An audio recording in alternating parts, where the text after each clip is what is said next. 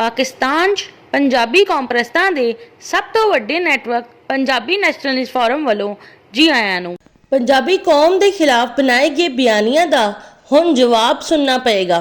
पाकिस्तान के क्याम तो लैके हुण तक पठान खान, गफार खान, बलोच खैर बख्श मरी, अरबी निजात GM सईद, हिंदुस्तानी मुहाजिर अल्ताफ हुसैन की तरफों पंजाबी स्टैबलिशमेंट, पंजाबी ब्यूरोक्रेसी, पंजाबी फौज के अनवान ते बनाए गए बयानिया का पंजाबी नैशनलिस्ट फोरम की तरफों दलाइल के नाल जवाब दिता जा रहा है।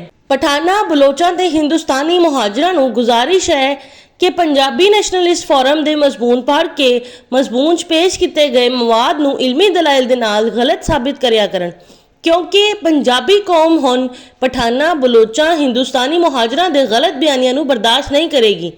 पठाना, बलोचा ते हिंदुस्तानी मुहाजिरां नूं चाहिदा है कि वह पंजाबी स्टैबलिशमेंट, पंजाबी ब्यूरोक्रेसी, पंजाबी फौज के अनवान ते बनाए गए पंजाबी नैशनलिस्ट फोरम के जवाबी मौकफ नूं सुनन का हौसला पैदा करन। पठाना, बलोचा, हिंदुस्तानी मुहाजिरां का यह तर्ज अमल दुरुस्त नहीं है कि पंजाबी कौम के खिलाफ बयानिया बना के पंजाबी कौम नूं ब्लैकमेल करन ते पंजाबियां नूं जलीलो ख्वार करन ते इस बयानिया नूं दुरुस्त तस्लीम करवाउण लई पंजाबियां नूं मजबूर करदे रहन। इस तर्ज अमल नाल मुकालमा नहीं होया करदा बल्कि मुहाजरा ही शुरू हो जांदी है।